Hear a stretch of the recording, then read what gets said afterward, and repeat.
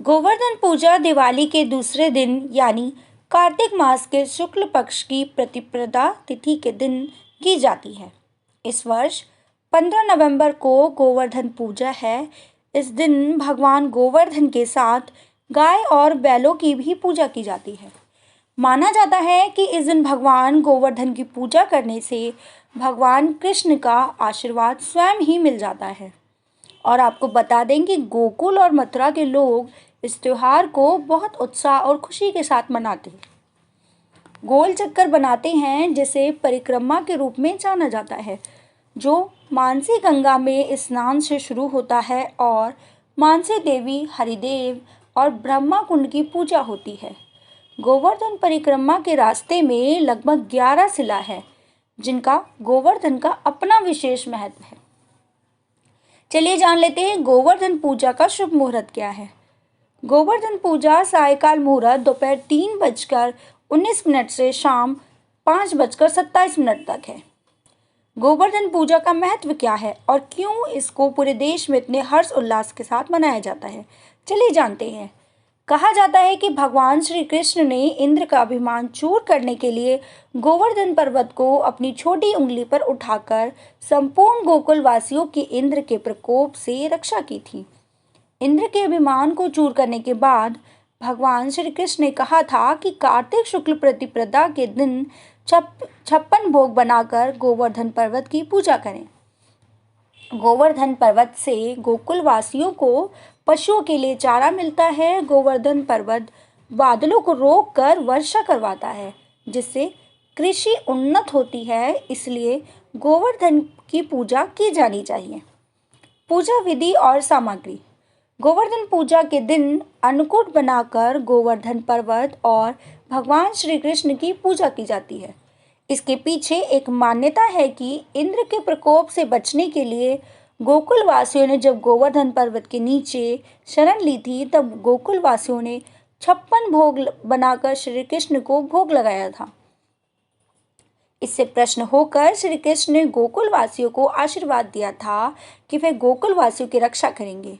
इंद्र से भयभीत होने की कोई जरूरत नहीं है। आपको बता दें कि अन्नकूट बनाने के लिए कई तरीके की सब्जियां का इस्तेमाल किया जाता है, जिसमें दूध और मावे से बने मिष्ठान और चावल का प्रयोग किया जाता है। अन्नकूट में ऋतु संबंधी अन्न, फल, सब्जियां का प्रसाद बनाया जाता है। गोवर्धन पूजा में लगभग बहुत सारी तरीके की सब्जियां होती हैं।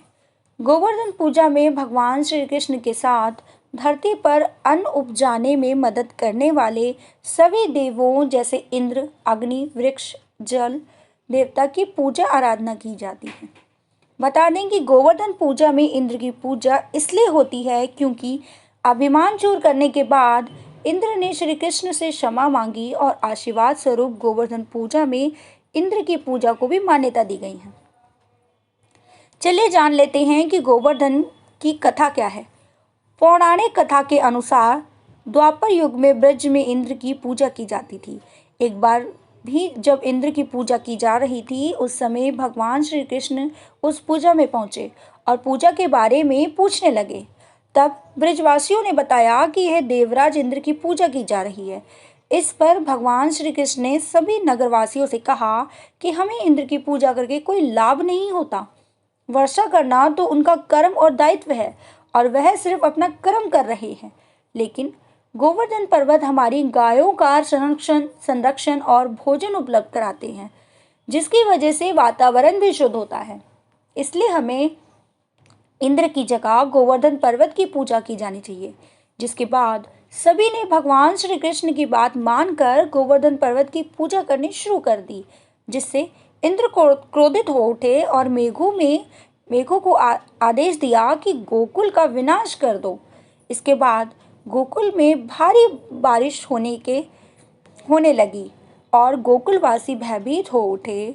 जब भगवान श्री कृष्ण ने सभी गोकुलवासियों को गोवर्धन पर्वत के संरक्षण में चलने के लिए कहा, जिसके बाद श्री कृष्ण ने गोवर्धन पर्वत को अपनी कनिष्ठिका उंगली पर उठा लिया और सभी ब्रजवासियों की इंद्र के प्रकोप से रक्षा की।